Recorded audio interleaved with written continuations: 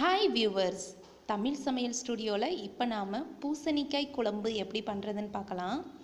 இது ரொம்ப டேஸ்ட்டாக இருக்கும். இது பண்ணுறதுக்கு நாம் ஃபஸ்ட்டு பூசணிக்காயை ஃப்ரை பண்ணிக்கலாம். ஒரு பேனில் 1 டேபிள் ஸ்பூன் அளவு ஆயில் சேர்த்துக்கலாம். எண்ணெய் சூடான உடனே அதில் 250 கிராம் பூசணிக்காயை மேலே உள்ள தொலியெல்லாம் நீக்கிட்டு கட் பண்ணி வச்சுருக்கேன், அது சேர்த்துக்கலாம். இதை நல்லா எண்ணெயில் மிக்ஸ் பண்ணிவிட்டு 2 மினிட்ஸ் நல்லா எண்ணெயிலே வேக விடலாம்.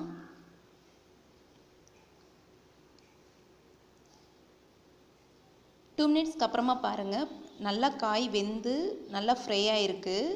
இந்த ஸ்டேஜில் நாம் இதை தனியாக எடுத்து வச்சிடலாம். இப்போ குழம்பு பண்ணுறதுக்கு பூசணிக்காய் தயாராகிருச்சு. குழம்பு பண்ணுறதுக்கு அதே பேனில் 2 டேபிள் ஸ்பூன் அளவு ஆயில் சேர்த்துக்கலாம். எண்ணெய் சூடான உடனே 1/4 டீஸ்பூன் கடுகு, 1/4 டீஸ்பூன் வெந்தயம் சேர்த்துக்கலாம். கடுகு வெடித்த உடனே கொஞ்சமாக கருவேப்பிலை இலை, அப்புறமா ஒரு பெரிய வெங்காயத்தை சின்ன சின்னதாக கட் பண்ணி வச்சுருக்கேன், அதையும் சேர்த்துக்கலாம். சேர்த்துட்டு நல்லா மிக்ஸ் பண்ணிவிட்டு இந்த வெங்காயத்தை 2 மினிட்ஸ் நல்லா வேக விடலாம். இப்போ பாருங்கள், வெங்காயம் நல்லா வதங்கியிருக்கு. இந்த ஸ்டேஜில் ஒரு தக்காளியை கட் பண்ணி வச்சுருக்கேன், அதையும் சேர்த்துக்கலாம். நல்லா மிக்ஸ் பண்ணிவிட்டு இந்த தக்காளி நல்லா பேஸ்ட் ஆகிற வரைக்கும் வேக விடலாம். இப்போ பாருங்கள், வெங்காயம் தக்காளிலாம் நல்லா வதங்கியிருக்கு. இந்த ஸ்டேஜில் நாம் மசாலா பொருட்கள்லாம் சேர்த்துக்கலாம். 1/4 டீஸ்பூன் மஞ்சள் தூள், 1 டீஸ்பூன் சாம்பார் பொடி,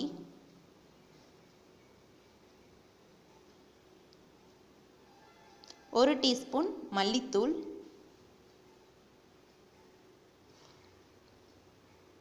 அப்புறமா 1/2 டீஸ்பூன் போல் பெருங்காயத்தூள் எல்லாத்தையும் சேர்த்துட்டு நல்லா மிக்ஸ் பண்ணிக்கலாம். மிக்ஸ் பண்ணிவிட்டு இந்த மசாலா பொருட்களை 1 மினிட் நல்லா எண்ணெயிலே வேக விடுங்க.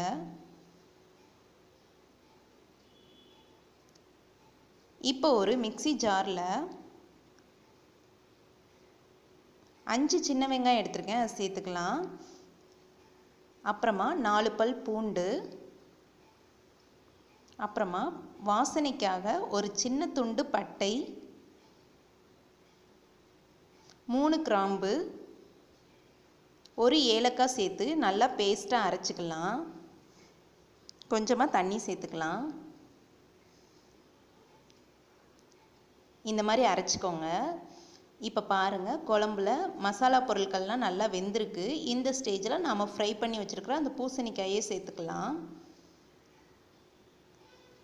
சேர்த்துட்டு மசாலா பொருட்களோடு நல்லா மிக்ஸ் பண்ணி விடுங்க.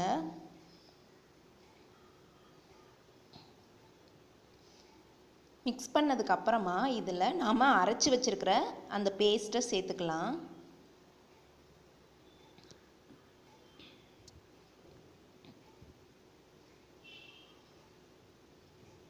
சேர்த்துட்டு குழம்புக்கு தேவையான அளவு உப்பு சேர்த்துக்கலாம்.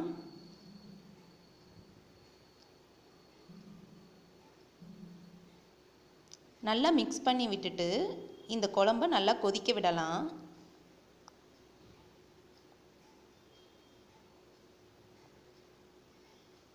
இப்போ நான் இந்த அளவு புளியை எடுத்து அதோட ஜூஸ் எடுத்து வச்சுருக்கேன். இப்போ இதை நாம் குழம்போடு சேர்த்துக்கலாம். குழம்பு நல்லா கொதிச்சுக்கிட்டு இருக்கு. இந்த ஸ்டேஜில் நாம் கரைச்சி வச்சுருக்கிற அந்த புளி தண்ணியை சேர்த்துக்கலாம்.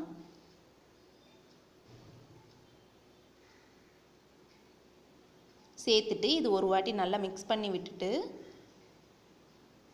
இதை 4 to 5 மினிட்ஸ் நல்லா இந்த குழம்பை கொதிக்க விடுங்க. இப்போ 5 மினிட்ஸ் ஆயிடுச்சு. பாருங்கள், குழம்பு நல்லா கொதிச்சு எண்ணெயெல்லாம் பிரிஞ்சு அருமையாக ரெடி ஆயிடுச்சு. சுவையான பூசணிக்காய் குழம்பு தயாராகிருச்சு. இப்போ இதில் கடைசியாக கொஞ்சமாக கொத்தமல்லி இலை சேர்த்துக்கலாம். அவ்வளோதான். இந்த மாதிரி நீங்கள் பூசணிக்காய் குழம்பு ட்ரை பண்ணி பாருங்கள் வீட்டில். ரொம்ப டேஸ்ட்டாக இருக்கும். உங்களுக்கு இந்த டிஷ் பிடிச்சிருந்துச்சுன்னா எங்கள் சேனலுக்கு சப்ஸ்கிரைப் பண்ணுங்கள். தேங்க்யூ.